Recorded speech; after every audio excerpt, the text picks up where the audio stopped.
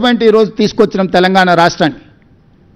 ఈ 2 సంవత్సరాలల్లో మొదటి 6 నెలలు మేము ప్రభుత్వం ఏర్పాటు చేసిన తర్వాత 6 నెలలు పార్లమెంట్ ఎన్నికల్లోనే కాలం గడిచిపోయింది.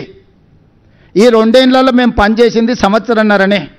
సంవత్సరన్నరలో 3 లక్షల కోట్ల రూపాయలు ఈ రాష్ట్రానికి పెట్టుబడులు తీసుకొచ్చినాము. ఇవాళ గ్లోబల్ కెపబిలిటీ సెంటర్స్ కానీ, డేటా సెంటర్స్ కానీ, మిగతా ఇన్ఫ్రాస్ట్రక్చర్లో వేలాది కోట్ల రూపాయల పెట్టుబడులు తీసుకొచ్చి నగర విస్తరణ కోసం మేము ప్రణాళికలు చేస్తున్నాము.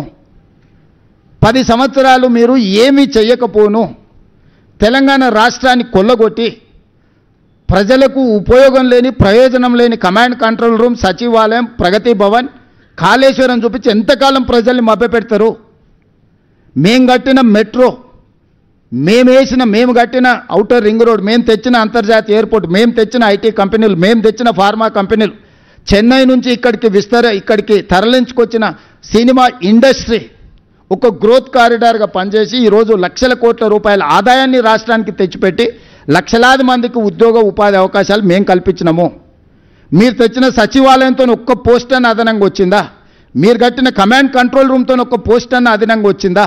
మీరు కట్టిన ప్రగతి భవన్ వల్ల ఒక్క ఉద్యోగమైన వర్క్ అన్న వచ్చిందా? మీరు కట్టిన కాళేశ్వరం వల్ల 1 ఎకరాకు నీళ్ళు ఏమైనా మీరు ఇచ్చిండ్రా? లక్షల కోట్ల రూపాయలు కాంట్రాక్టర్లకు ఇచ్చి కమిషన్లు కొల్లగొట్టడానికి మీకు ఉపయోగపడ్డాయి. కానీ మీరు మాత్రం ఆగర్భ శ్రీమంతులైనరు.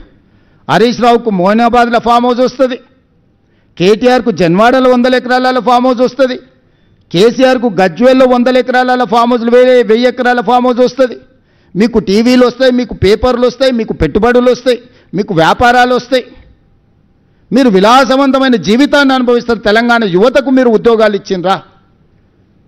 మీరు నోటిఫికేషన్లు ఇయ్యక కొన్ని, నోటిఫికేషన్లు ఇస్తే ప్రశ్నపత్రాలు పరీక్షలు నిర్వహించకపోవడం కొన్ని, పరీక్షలు నిర్వహిస్తే ప్రశ్నపత్రాలు బజార్లలో పల్లి బఠానీలలాగా అమ్ముతుంటే 2011 తర్వాత 2025 వరకు గ్రూప్ 1 ఉద్యోగాలు మీరు నిర్వహించకపోతే, నేను వచ్చిన తర్వాత group 1, group 2, group 3, group 4, medical and health, police department సంవత్సరన్నర తిరిగే లోపల 70,000 ప్రభుత్వ ఉద్యోగ నియామకాలు చేపట్టి నిరుద్యోగ యువకుల సమస్యను మేము పరిష్కరించినాము.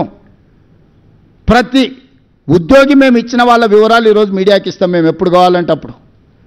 ఇట్లాంటి తప్పుడు మాటలు మాట్లాడతారని ఎల్బీ స్టేడియంలో, శిల్పారామంలో ప్రజల కళ్ళ ముందు 562 మంది గ్రూప్ 1 ఉద్యోగాలు, ఇలా దాదాపుగా డిఎస్పీలు ఎంతమంది ఉన్నారో 120 ఆడపిల్లలు ఎంతమంది డిఎస్పీలు ఉన్నారో ఇలా పేపర్లలో రాశారు.